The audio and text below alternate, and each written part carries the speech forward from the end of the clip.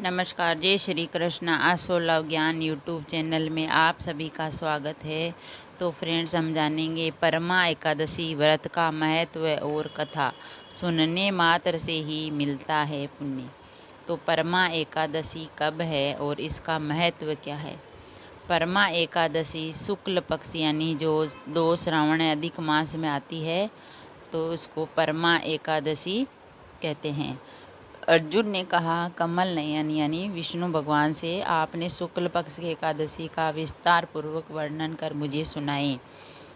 अब आप कृपा करके मुझे अधिक मास के कृष्ण पक्ष की एकादशी का क्या नाम है, इसमें किस देवता का पूजन किया जाता है तथा इसके व्रत से किस फल की प्राप्ति होती है तथा उसकी विधि क्या है, इन सब के बारे में बताएं। अर्जुन ने कहा श्री कृष्ण भगवान से कि शुक्ल पक्ष जो कृष्ण पक्ष की एकादशी अधिक मास की, उसका नाम क्या है, उसके बारे में बताएं।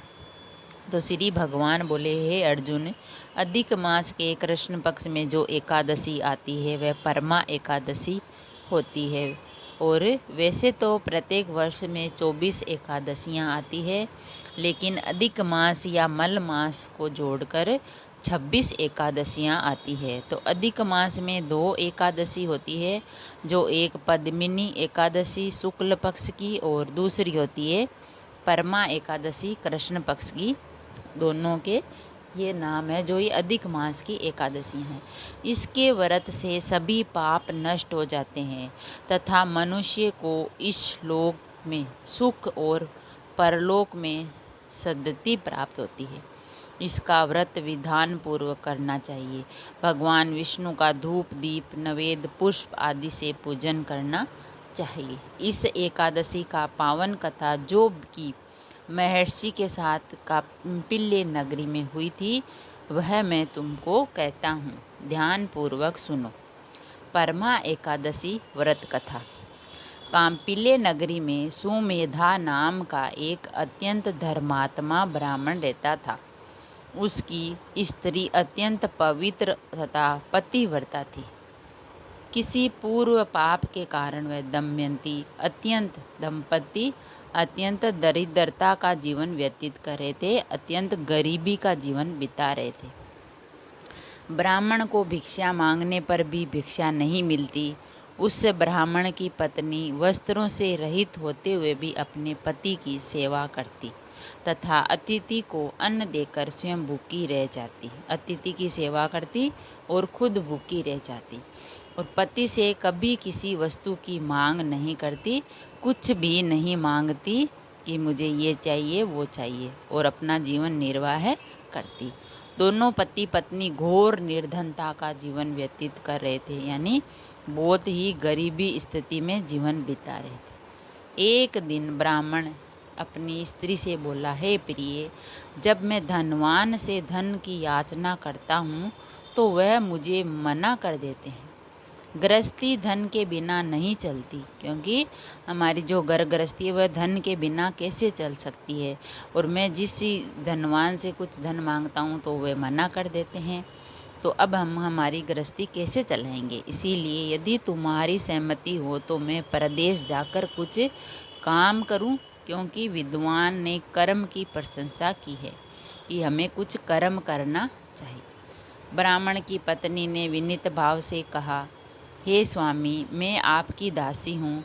पति अच्छा और बुरा जो कुछ भी कहे, पत्नी को वही करना चाहिए। मनुष्य को पूर्व जन्म के लिए किए कर्मों का फल मिलता है। सुमेरु पर्वत पर रहते हुए भी मनुष्य को बिना भाग्य के स्वर्ण नहीं मिलता। तो पूर्व जन्म में जो मनुष्य विद्या और भूमि दान करते हैं, उन्हें अगले जन्म में विद्या और भूमि की प्राप्ति होती है। तो ईश्वर ने भाग्य में जो कुछ लिखा है उसे टाला नहीं जा सकता। उसकी पत्नी ने कहा, यदि कोई मनुष्य दान नहीं करता तो प्रभु उसे केवल अन्न ही देते हैं। इसीलिए आपको इसी स्थान पर रहना चाहिए, क्योंकि मैं आपका बिछोह नहीं सह सकती, मैं आपके बिना नहीं रह सकती। पति बिना स्त्री की माता पिता भाई और ससुर तथा संबंधी आदि सभी निंदा करते हैं। इसीलिए हे स्वामी, कृपा कर आप कहीं ना जाएं। जो भाग्य में होगा वह यहीं प्राप्त हो जाएगा, यहीं मिल जाएगा। स्त्री की सलाह मानकर ब्राह्मण परदेश नहीं गया। इसी प्रकार समय बीतता रहा। एक बार कौंडिन्य ऋषि वहाँ आए। उनके वहाँ कौंडिन्य ऋषि आए। ऋषि को देखकर ब्राह्मण सुमेधा और उसकी स्त्री ने उन्हें प्रणाम किया और बोले, आज हम धन्य हुए। आपके दर्शन से आज हमारा जीवन सफल हुआ। उन ऋषि को बोला उन्होंने, दोनों पति पत्नी ने, कि आज जब तुम्हारे दर्शन हुए तो हमारा जीवन धन्य हो गया है। ऋषि को उन्होंने आसन और भोजन दिया। भोजन देने के बाद पतिव्रता ब्राह्मणी ने कहा, हे ऋषिवर, कृपा कर आप मुझे दरिद्रता का नाश करने की विधि बताएं। उस ब्राह्मणी ने कहा उन गुरुजी से कि आप कृपा करके मेरी ये दरिद्रता दूर हो जाए, इसका नाश हो जाए, तो इसका कोई हमें उपाय बताएं। मैंने अपने पति को परदेश में जाकर धन कमाने से रोका है। मेरे भाग्य से आप आ गए इस भाग्य से, तो आप बता दीजिए क्या करना है। मुझे पूर्ण विश्वास है कि अब मेरी दरिद्रता शीघ्र नष्ट हो जाएगी। उस ब्राह्मण की पत्नी ने कहा कि ये गुरुवर ऋषिवर, अब आप आ गए हो तो मुझे पूरा विश्वास है कि अब हमारी जो दरिद्रता है, गरीबी है, वो दूर हो जाएगी, नष्ट हो जाएगी। आप हमारी दरिद्रता नष्ट करने के लिए कोई उपाय बताएं, कोई उपाय बताएं। ब्राह्मणी की बात सुनकर कौंडिन्य ऋषि बोले, हे ब्राह्मणी, मल मास की कृष्ण पक्ष की परमा एकादशी के व्रत से सभी पाप, दुख और दरिद्रता आदि नष्ट हो जाते हैं। जो मनुष्य इस व्रत को करता है वह धनवान हो जाता है। इस व्रत में नृत्य, गायन आदि सहित जागरण करना चाहिए। तो कौंडिन्य ऋषि ने उस ब्राह्मणी को बोला कि तुम अगर मल मास के कृष्ण पक्ष भी परमा एकादशी का व्रत करती हो तो तुम्हारे पाप, दुख, दरिद्रता सब नष्ट हो जाएंगे और इस व्रत से तुम धनवान बन जाओगे। यह एकादशी धन वैभव देती है तथा पापों का नाश कर उत्तम गति भी प्रदान करने वाली होती है। धनापति कुबेर ने भी इस एकादशी का व्रत पालन किया, जिससे प्रसन्न होकर भगवान भोलेनाथ ने उन्हें धनाध्यक्ष का पद प्रदान किया। कि जो कुबेर भगवान है धन के देवता, तो उन्होंने भी ये व्रत किया। तो भगवान भोलेनाथ, क्योंकि अधिक मास में है तो श्रावण महीने में आती है, तो भोलेनाथ ने उन्हें धन का जो अध्यक्ष बना दिया। इसी व्रत के प्रभाव से सत्यवाजी राजा हरिश्चंद्र को पुत्र, स्त्री और राज्य की प्राप्ति हुई। कौंडिन्य ऋषि ने उन्हें एकादशी के व्रत का समस्त विधान कह सुनाया। ऋषि ने कहा, हे ब्राह्मणी, पंचरात्रि व्रत इससे भी ज़्यादा उत्तम है। परमा एकादशी के दिन प्रातःकाल नित्य कर्म से निवृत्त होकर विधान पूर्वक पंचरात्रि व्रत आरंभ करना चाहिए। जो मनुष्य 5 दिन तक निर्जल व्रत करते हैं वे अपने माता पिता और स्त्री सहित स्वर्ग लोक को जाते हैं। जो मनुष्य 5 दिन तक संध्या को भोजन करते हैं वे स्वर्ग को जाते हैं। जो मनुष्य स्नान करके 5 दिन तक ब्राह्मणों को भोजन कराते हैं वे समस्त संसार को भोजन कराने का फल पाते हैं। जो मनुष्य इस व्रत में अश्वदान करते हैं उन्हें तीनों लोकों को दान करने का फल मिलता है। जो मनुष्य इस व्रत में तीनों लोकों के दान का फल मिलता है। जो मनुष्य उत्तम ब्राह्मण को तिल दान करते हैं वे तिल की संख्या के बराबर वर्षों तक विष्णु लोक में वास करते हैं।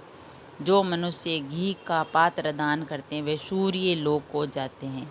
जो मनुष्य 5 दिन तक ब्रह्मचर्य पूर्वक रहते हैं वे देवता गणों के साथ स्वर्ग को जाते हैं। हे ब्राह्मणी, तुम अपने पति के साथ इसी व्रत को धारण करो, इससे तुम्हें अवश्य ही सिद्धि और अंत में स्वर्ग की प्राप्ति होगी। कौंडिन्य ऋषि के वचन के अनुसार ब्राह्मण और ब्राह्मणी दोनों ने परमा एकादशी का 5 दिन तक व्रत किया।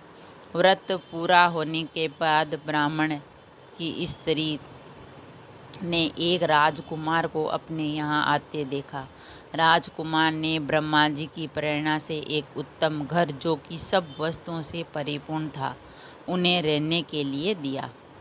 राजकुमार ने आजीविका के लिए एक गांव दिया। इस प्रकार ब्राह्मण और उसकी स्त्री की गरीबी दूर हो गई और पृथ्वी पर काफ़ी वर्षों तक सुख भोगने के बाद पति पत्नी श्री विष्णु के उत्तम लोक को प्रस्थान कर गए। तो फ्रेंड्स, अगर आप ये व्रत करते हो, परमा एकादशी व्रत का, और कथा सुनते हो, सत्य का पालन करते हो, तो आपकी दरिद्रता सभी दूर हो जाएगी और आप सुखपूर्वक अपना जीवन बिता सकते हैं, जैसा ब्राह्मण ब्राह्मणी ने किया। क्योंकि वे पहले बहुत निर्धन गरीब थे। फिर कौंडिन्य ऋषि आए तो उन्होंने इस एकादशी का उपाय बताया और उन दोनों ने विधि पूर्वक इसका व्रत किया और गरीबों को, ब्राह्मणों को भोजन कराया, तो उनकी जो दरिद्रता थी वह दूर हो गई और मोक्ष और सुख की प्राप्ति हुई। अगर कहानी पसंद आई तो लाइक और शेयर ज़रूर करें। ऐसी ही कहानी और कथा सुनने के लिए चैनल को सब्सक्राइब करें। थैंक यू, धन्यवाद।